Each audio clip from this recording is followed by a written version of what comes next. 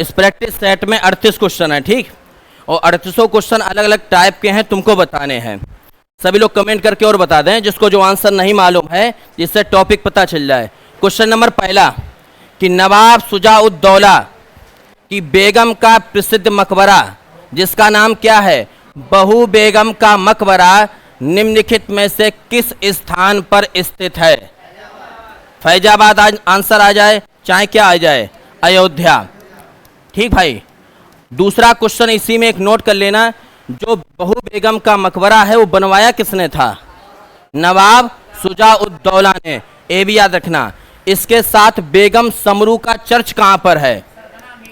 बेगम समरू का church important question है सब। सरदाना मेरठ। अच्छा, भारत माता मंदिर कहाँ है? बनारस। भारत माता मंदिर, इसका निर्माण किसने कराया था? अच्छा, विश्वनाथ मंदिर कहाँ है? बनारस। तो ये वाला क्वेश्चन क्लियर है। अब एक बात समझ लेना, इस क्वेश्चन के द्वारा तुम्हें एक चीज याद रखना, जितने प्रसिद्ध उत्तर प्रदेश में मंदिर हैं या स्थल हैं उनके स्थान जरूर याद रखना। देवगढ़ का दशावतार मंदिर कहाँ है? देवगढ़ का दशावतार मंदिर ललितपुर। देवगढ़ का दशावतार मंदिर ललितपुर। क्लियर? ललितपुर। ठीक भाई। गुप्तकालीन पक्की ईंटों का बना सबसे प्राचीन मंदिर। गुप्तकालीन पक्की ईंटों का बना सबसे प्राचीनतम मंदिर कहाँ है? भितरगांव, कानपुर। ये बहुत पूछा जाता है। भितरगांव कानपुर में एक मंदिर है, वो गुप्तकालीन बना हुआ है और पक्की ईंटों का बना हुआ है। क्लियर है भाई? क्वेश्चन नंबर दूसरा फिर अलग टॉपिक से लिया है। उत्तर प्रदेश की सीमा नहीं लगती है, राजस्थान से लगती है, हरियाणा से लगती है, पंजाब से नहीं लगती है। अब एक बात और याद रखना, उत्तर प्रदेश की सीमा कितने राज्यों को टच करती है? 8। कितने? 8। लेकिन आंसर गड़बड़ हो जाता है। अब मेरी बात सुन लो, अगर ये पूछा जाए कि उत्तर प्रदेश की सीमा कितने राज्यों की स्पर्श करती है, तुम 8 पे टिक कर देना। लेकिन उत्तर प्रदेश की सीमा कुल कितने राज्यों को? तो 9। कुल में 9 क्यों कहेंगे? क्योंकि एक केंद्र शासित कौन सा शामिल हो जाएगा? दिल्ली शामिल हो जाएगा। इस वजह से ये अंतर याद रखना। या क्वेश्चन ऐसे आ जाए केंद्र शासित सहित, तो 9, ठीक, और ना लिख के आए तो फिर 8 ही पे टिक करना। क्लियर? अच्छा, अगला बताओ। क्वेश्चन नंबर 3 बताओ। उत्तर प्रदेश में खरीफ की फसल की बुआई किस महीने में होती है? बिल्कुल सही। खरीफ की फसल की बुआई किस महीने में होती है? जून जुलाई। जून जुलाई के दौरान होती है। और खरीफ की फसल को हम लोग वर्षा ऋतु में बोते हैं।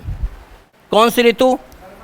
वर्षा ऋतु। याद रहेगा भैया, जो खरीफ की फसलें होती हैं वो वर्षा ऋतु में बोई जाती हैं। जो बाबू रवि की फसलें होती हैं, रवि की फसल वो अक्टूबर नवंबर में बोई जाती है, यानी सर्दी शुरू होने के समय। तो मैं कह सकते हैं ये शीत ऋतु की फसलें हैं। ठीक।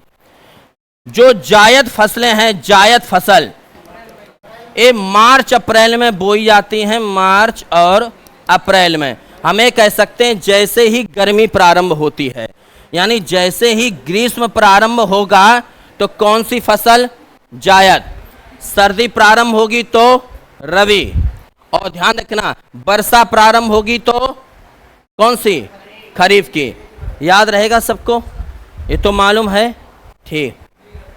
क्वेश्चन नंबर 4 बताओगे कि राजीव गांधी राष्ट्रीय विमानन विश्वविद्यालय कहाँ पर स्थित है? तुम लोग बताओ। कन्फर्म? बिल्कुल सही। पीछे समझ में आए रो भैया? चारों बताए दे। अगर ये चारों सही तो उत्तर प्रदेश ठीक है, और गड़बड़ है तो तुम्हारा दिमाग खराब है। राजीव गांधी राष्ट्रीय विमानन विश्वविद्यालय कहाँ पर है? फुर्सतगंज। और फुर्सतगंज कहाँ पर है? रायबरेली में है। ठीक। अगला क्वेश्चन नंबर 5। अब बताओ, लेवल ठीक आया। बताओ 5। लड़की बात नहीं बेटा। हाँ,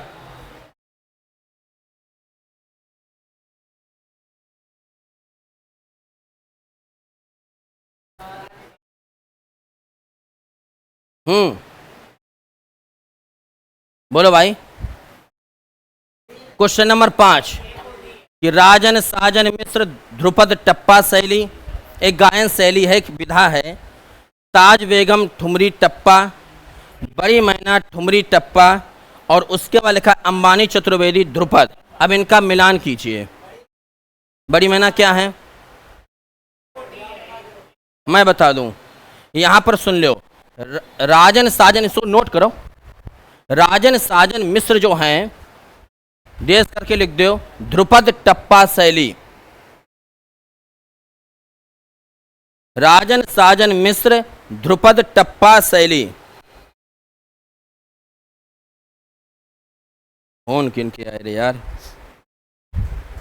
अगला लिखो, ताज बेगम ठुमरी टप्पा। ठुमरी टप्पा।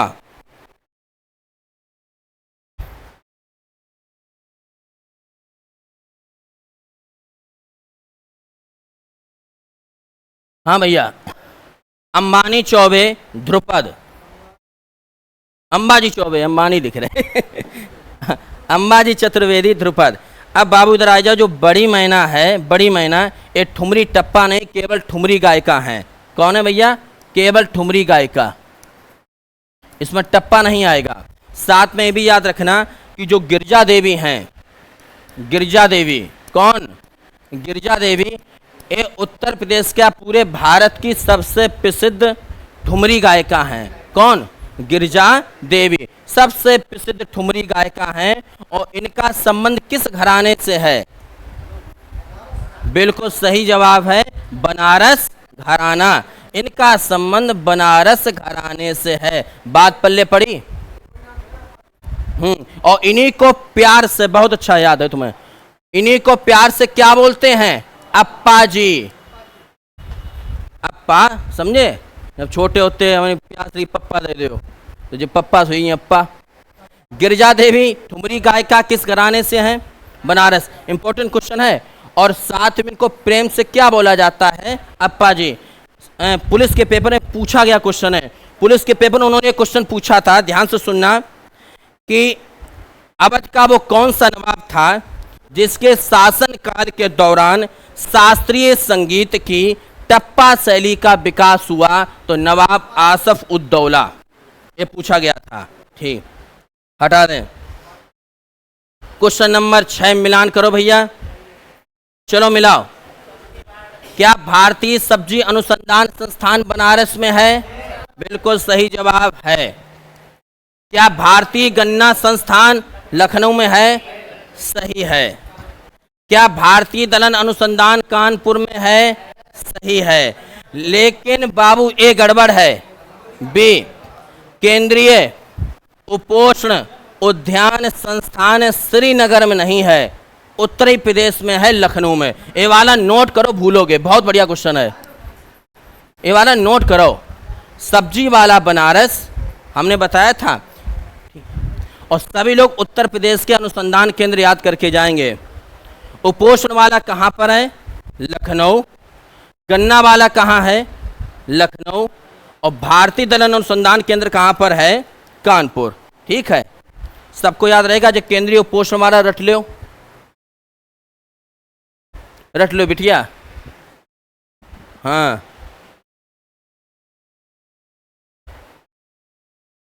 कल लिख नहीं पाओ लो तो फिर बढ़ा देंगे यार। चलो भाई, करंट का मुद्दा लिया हमने। अब बताओ, 18वीं लोकसभा, कौन सी लोकसभा है इस समय? 18वीं है। अभी जो लोकसभा के चुनाव हुए थे कौन से थे? 18वीं। 18वीं लोकसभा हुए चुनाव में भाजपा के नेतृत्व वाला, तो भाजपा जो है वो कई पार्टियों का समूह और बना लेती है। गठबंधन कौन सा इनका? एनडीए के गठबंधन ने कुल कितने सीटें जीतकर बहुमत प्राप्त किया था? आंसर 292। बिल्कुल सही जवाब है। एनडीए गठबंधन ने 292 सीटें ली हैं और भाजपा ने सर्वाधिक 240। इसमें 292 में 240 सीट केवल बीजेपी की हैं। अगली बार तो हटा दियो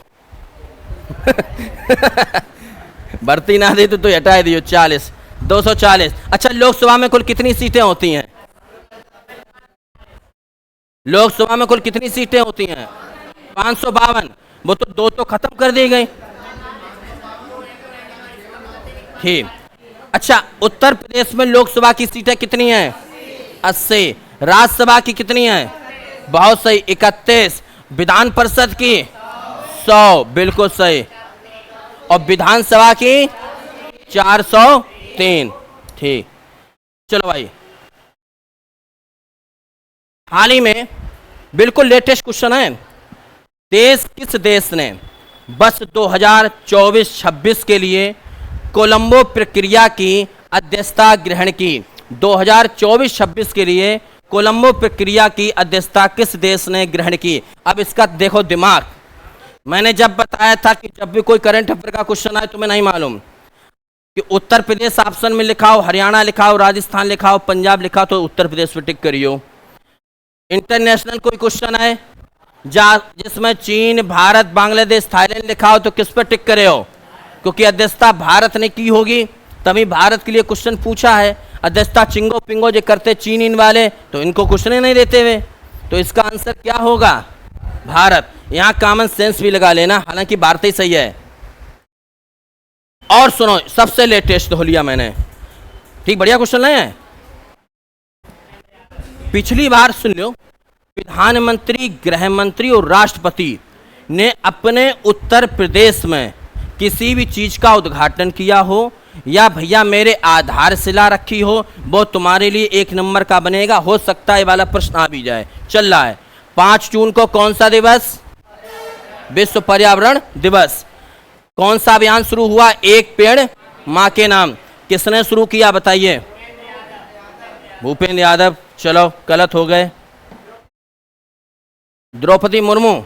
हम इन्हों गलत कर दे रहे हैं। और लॉटरी लगाओ। जगदीप। हम सही बताएं, मैं तुम अगर सट्टा खेलो तो वो नहीं लगाए फोन नंबर। नरेंद्र मोदी। और दिल्ली में इसका प्रारंभ कहां किया था? दिल्ली में। दिल्ली में आनंद।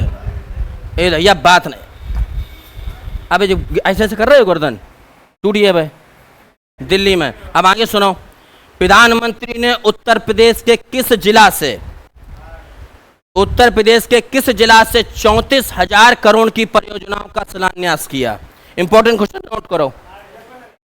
क्या यार, प्रधानमंत्री मोदी ने 34,000 करोड़ की, बोलो भाई, बनारस गलत है आपका, 34,000 करोड़ की योजनाओं का शिलान्यास किया या घोषणा की। कौन सा जिला था?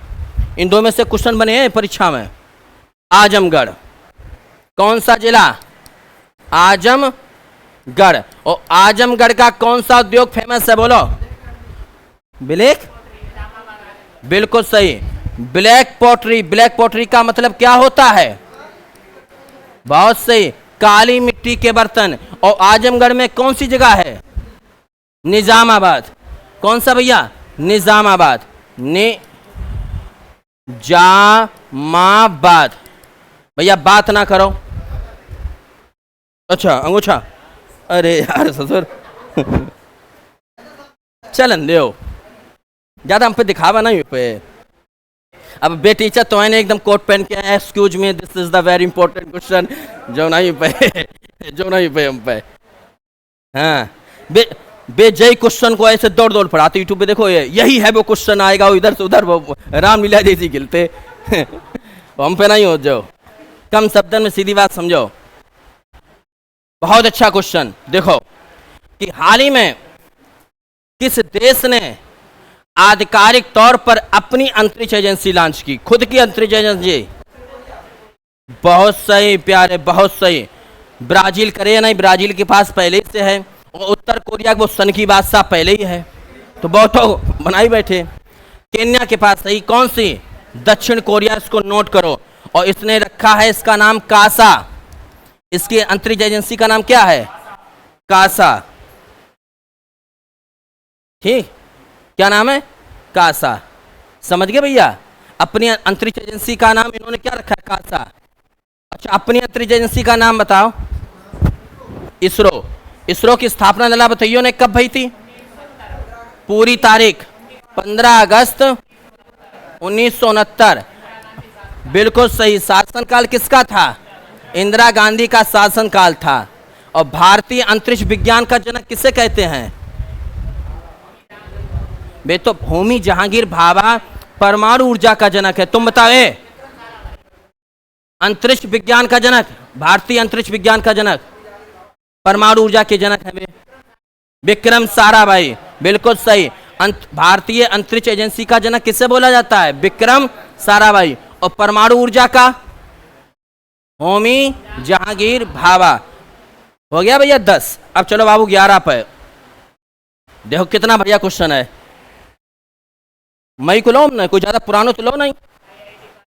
मई 2024 में किस भारतीय प्रौद्योगिक संस्थान आईआईटी के परिसर में, डीआरडीओ को बोलते हैं रक्षा मंत्रालय, ठीक, उद्योग अकादमिक उत्कृष्टता केंद्र की स्थापना की? लगाओ कॉमन सेंस।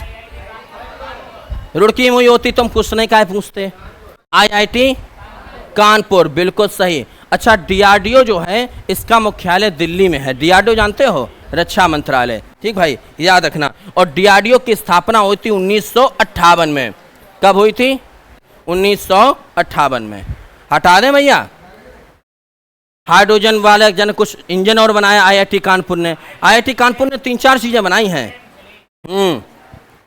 ठीक, चलो हम ऐसे नहीं क्वेश्चन पूछे, बड़ा खूबसूरत क्वेश्चन छांटे हमने। ये अगर तुम करंट अफेयर बता रहे तो समझ लो तुम वीआईपी पढ़ रहे, वरना तुम्हारी करंट खराब है, अफेयर ठीक है। हाँ, करंट तुम्हारी खराब, अफेयर ठीक है। मई 2024 में स्वास्थ्य और परिवार कल्याण मंत्रालय, इस टाइप के क्वेश्चन आएंगे। भारत सरकार ने किस खिलाड़ी को तंबाकू नियंत्रण के लिए ब्रांड एम्बेसडर नामित किया? तंबाकू निषेध दिवस कब मनाते हैं? 31 मई। बताइए कौन ब्रांड एम्बेसडर बना? और दिमाग लगाओ। कंफर्म? पीवी सिंधु। बहुत सही, पीवी सिंधु। और पीवी सिंधु कौन सी खिलाड़ी हैं?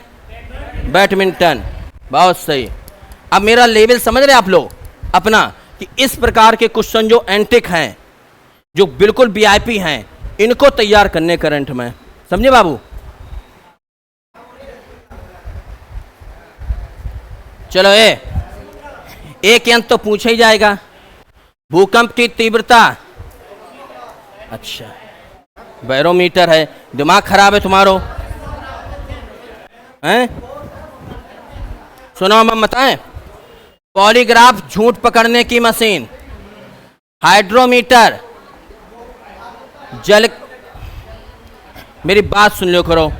एक है हाइड्रो, हाइड्रो माने जहां हाइड्रो का मतलब हुआ पानी, तो हाइड्रोमीटर है जल का घनत्व है। यार थोड़ा तैयारी बढ़िया भी रखो, देखे रहियो। बैरोमीटर वायुमंडलीय दाब, वायुमंडलीय दाब। और सिस्मोग्राफ भूकंप की तीव्रता। लेकिन सुन लो, भूकंप की तीव्रता मापने का यंत्र सिस्मोग्राफ है, लेकिन भूकंप का मात्रक रिएक्टर 7.8 रिएक्टर, 4.5 रिएक्टर, और भूकंप का अध्ययन कहलाता है सिस्मोलॉजी। इसी यंत्र से बना है सिस्मोलॉजी। तुम हाइग्रोमीटर की बात कर रहे थे, हाइग्रो, इससे वायुमंडल की आर्द्रता नापी जाती है। ए ड्रो लिखा है, ड्रो माने पानी, जल का घनत्व। क्वेश्चन नंबर, हाँ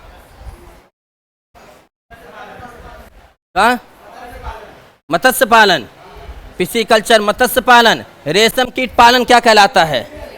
सेरीकल्चर। रेशम कीट पालन सेरीकल्चर, ध्यान रखना, ठीक। चलो सही बता रहे अब लोग। अब आओ बेटा, अब बता दो।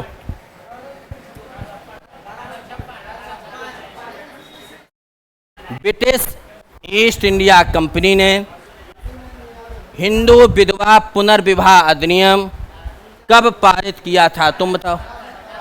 बिल्कुल सही जवाब है 1856। अब इसके बारे में बता दूं, यहाँ एक कन्फ्यूजन है लोगों को। कन्फ्यूजन में बताऊं, जो हिंदू विधवाओं का पहले पुनर्विवाह नहीं होता था, तो एक व्यक्ति थे जिनका नाम था कौन? ईश्वर चंद्र विद्यासागर। सुनते रहे ना, कुछ नया और बताएंगे। ईश्वर चंद्र विद्यासागर, इनके प्रयास से ही हिंदू विधवा पुनर्विवाह अधिनियम पारित हुआ।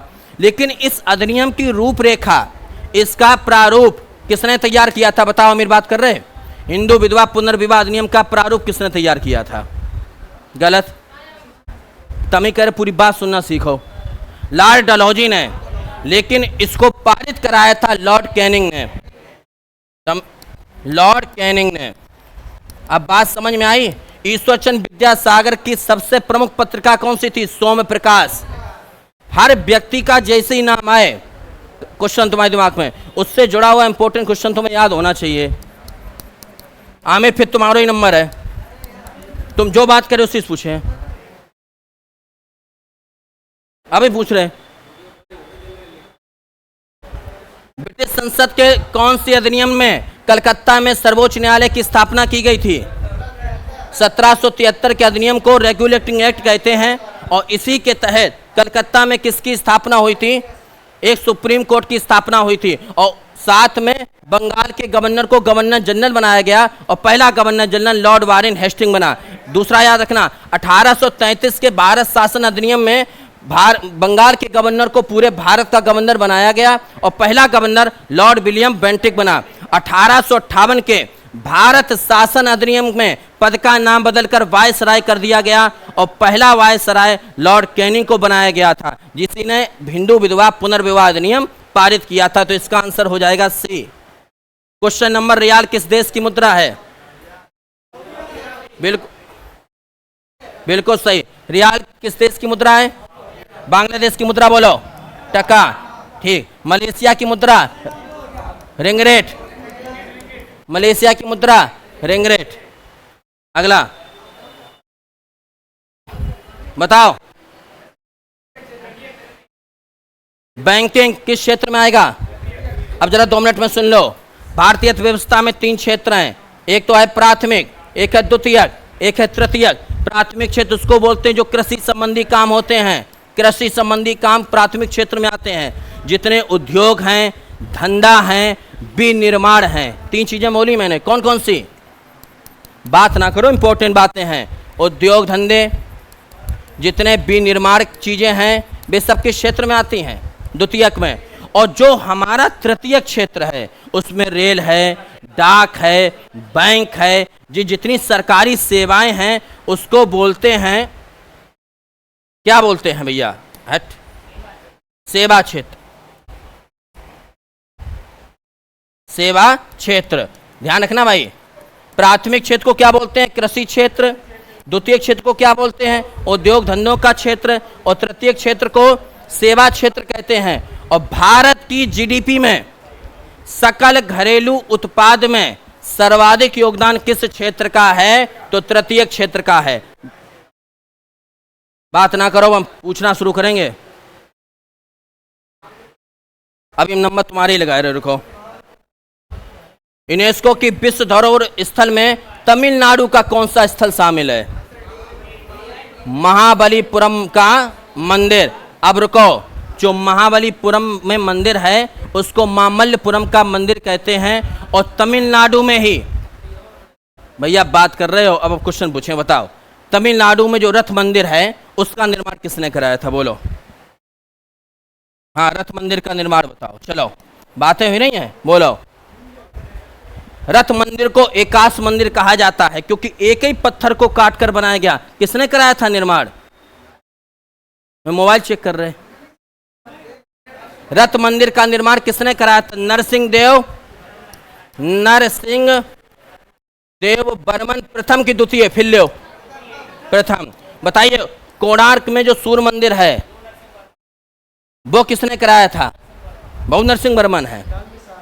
गंगवंश का शासक नरसिंह देव ने। जे गंगवंश का शासक है, गंगवंश का शासक नरसिंह ने। और ये बाबू कौन सा है? पल्लव वंश का शासक है, वो नरसिंह है, जो नरसिंह है। ठीक। और साथ में सुन लो, इसी कोणार्क के सूर्य मंदिर को ब्लैक पेगोडा भी कहा जाता है। क्वेश्चन ऐसे तैयार करो। नहीं समझ पा रहे, क्या बता रहे? बस एक तुम लोग क्या करो, तो प्रैक्टिस सेट में जाकर आंसर देख लो, आगे बढ़ गए। पोस्टमार्टम करो पूरा। 20 बताओ। चलो आप बताओ, आओ, बहुत बातें करो, बताओ।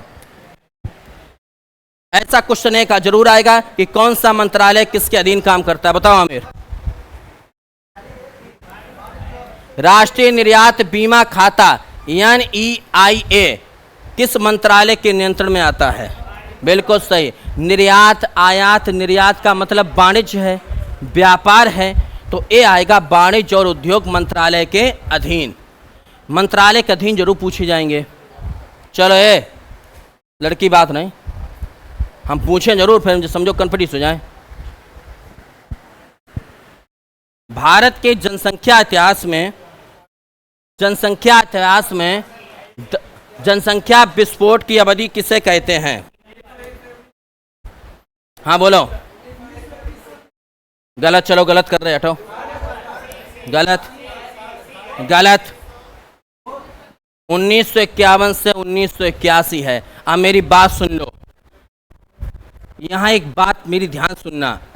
1921 को जनसंख्या में महान विभाजक वर्ष कहा जाता है। क्या बोला जाता है?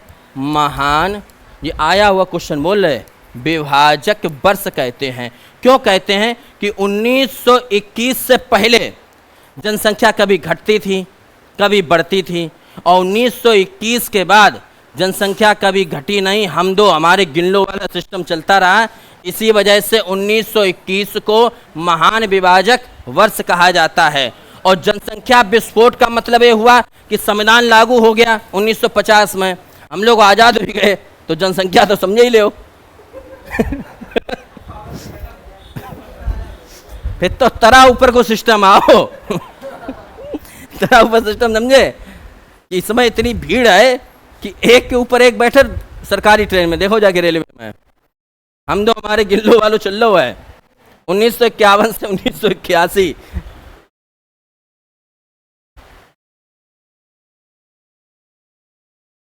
क्वेश्चन नंबर 22 बोलो भाई। क्वेश्चन नंबर 22 बताओ। हाँ, प्राकृतिक प्रक्रियाओं के तहत घरेलू कचरे का अगर हमें अपघटन करना है तो जैव निम्नीकरण प्रदूषण क्या कहा जाता है? जैव निम्नीकरण प्रदूषण। औद्योगिक कहाँ से होगा भाई?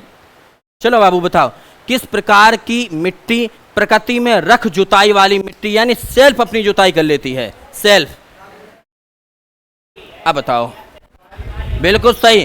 काली मिट्टी खुद ही चटक जाती है, इसी वजह से काली मिट्टी में जल धारण करने की क्षमता अधिक होती है, तो इसी को स्वतः जुताई वाली मिट्टी कहते हैं। और काली मिट्टी का निर्माण किससे हुआ है बताओ? जो ज्वालामुखी की बेसाल्ट चट्टानों से हुआ है। महाराष्ट्र और गुजरात में ज़्यादा मिलेगी। जैसे लाल मिट्टी कहाँ मिलती है? तमिलनाडु में। उत्तर प्रदेश में लाल मिट्टी झांसी और मिर्जापुर में। लाल मिट्टी के बर्तन कहाँ बनते हैं? चुनार, मिर्जापुर में। ऐसे याद रखो। 24 भारत का मैनचेस्टर और उत्तर भारत का मैनचेस्टर, और असली मैनचेस्टर कहाँ है? इंग्लैंड में, जहां पर सूती कपड़े का काम होता है। बुशमैन जनजाति कहाँ? बुशमैन जनजाति कहाँ पाई जाती? कालारी मरुस्थल कहाँ पर है? चलो भाई 10-12 मरुस्थल बोल रहे, नोट करो। कालारी मरुस्थल नोट करो, दक्षिण अफ्रीका। अरे फटाफट नोट मारो। यहाँ कौन सी जनजाति पाई जाती? बुशमैन। याद ऐसे कल इतने काले हैं कि उन्हें ब्रुश लेके गिट्टो जना ही साफ हुए हैं। हाँ, सहारा मरुस्थल कहाँ पर है? उत्तरी अफ्रीका। राइटिंग बहुत खराब है लिखा लिखा। सहारा मरुस्थल उत्तरी अफ्रीका। अब लोग कमेंट करने लगे हैं। ठीक। और यहाँ पर कौन सी जनजाति पाई जाती है? मसाई। एक है अटाकामा मरुस्थल। अटाकामा मरुस्थल विश्व का सबसे शुष्क मरुस्थल। एक कहाँ स्थित है? चिली में। एक है गोबी मरुस्थल।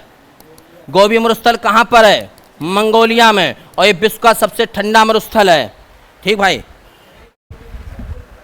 ध्यान रखना। सहारा मरुस्थल उत्तरी अफ्रीका, अटाकामा मरुस्थल चिली, और अटाकामा मरुस्थल जो है विश्व का सबसे शुष्क मरुस्थल है। ठीक, वीडियो लंबो हो रहा है, चलो करा दे रहे भैया, आपने जल्दी कर लियो।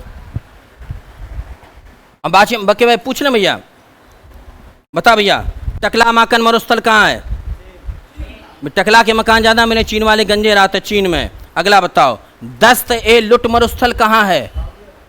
दस्त ए लुट ईरान में। अगला बताओ, मोजाबे मरुस्थल अमेरिका में।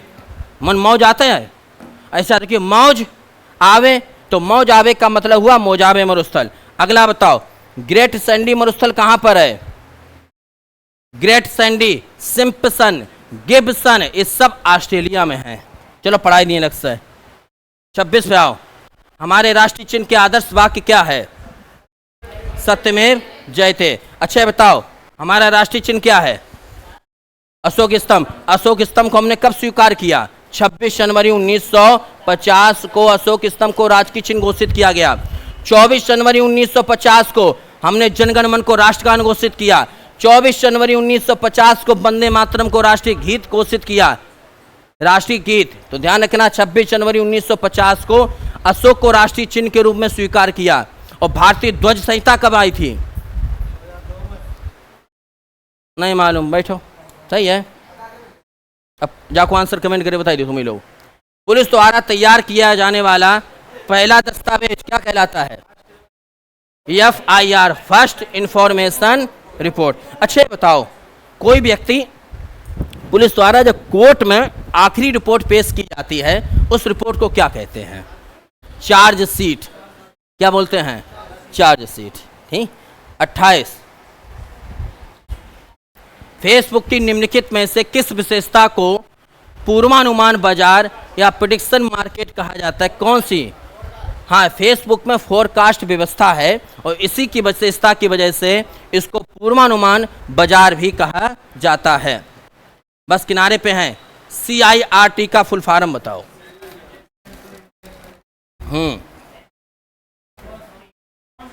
बिल्कुल सही, कंप्यूटर, हाँ, central emergency response team, central emergency response team.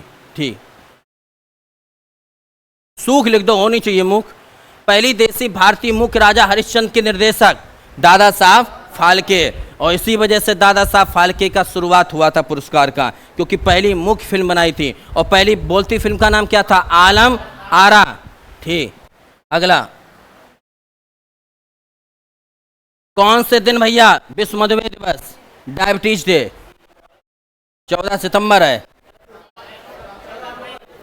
14 नवंबर, ठीक है। और 14 फरवरी तो जानते ही हो कौन सा है? ब्लैक डे, हाँ, Valentine day, लबरई day. Uttar Pradesh में जमींदारी विनाश और भूमि व्यवस्था अधिनियम किस वर्ष पारित किया गया था? गलत, 1950। जमींदारी का विनाश किया जाए और भूमि व्यवस्था अधिनियम हमने 1950 में पारित किया था, इसको नोट किया जाए। उत्तर प्रदेश सरकार ने जो जो अधिनियम पारित कराए वे सब नोट कर लियो।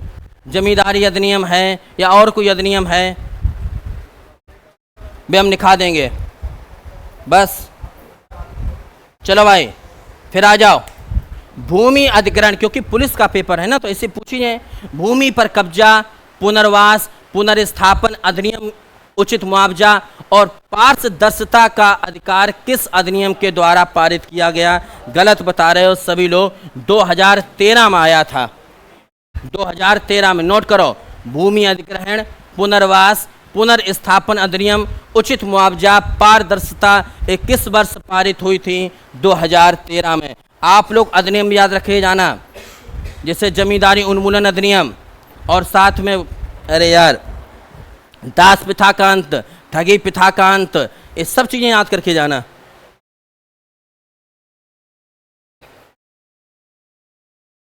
आतंकवाद से निपटने के लिए पुलिस में बनी नवीन इकाई ATS को किस विस्फोटक होने की सूचना पर कौन सा दस्ता भेजा जाएगा? बम निरोधक दस्ता। सही है, जो तो मालूम है।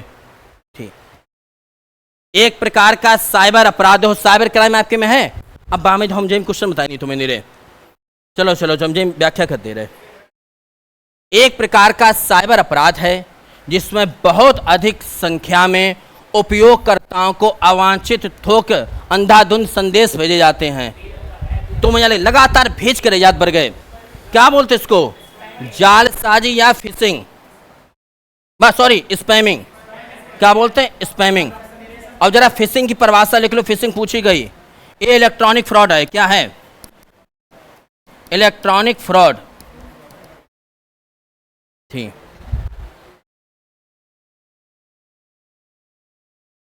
और सुनो, ऑनलाइन फ्रॉड करी जाए, ऑनलाइन द्वारा की गया फ्रॉड क्या कहलाता है? Cyber stalking.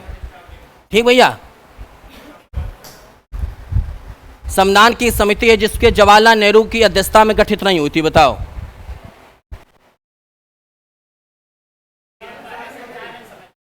बिल्कुल सही। संघ संविधान समिति के अध्यक्ष नेहरू थे, राज्य संबंधी समिति के अध्यक्ष नेहरू थे, संघ शक्ति समिति के अध्यक्ष नेहरू थे, लेकिन संचालन समिति के अध्यक्ष कौन थे? राजेंद्र प्रसाद थे, भारत के पहले राष्ट्रपति थे, उन्हीं ने संचालन किया था। अगला,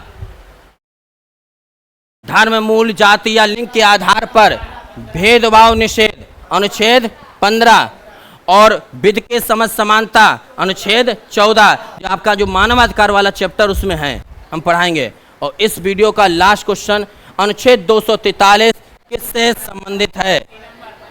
पंचायती राज प्रणाली। अच्छा, पंचायती राज प्रणाली में बाबू एक चीज और आती है, 243 डी। इसी में लिखा हुआ है कि महिलाओं को 1/3 सीटें, समझ गए, जनता के सम्मान में भौजी मैदान में, तो जहां भौजी कूद पत्ती हैं। 243 डी में लिखा हुआ है कि महिलाओं को 1/3 सीट मिलेगी। आरक्षण जो है पंचायती राज प्रणाली में, वो यहीं पर लिखा हुआ है। बंद कर दो।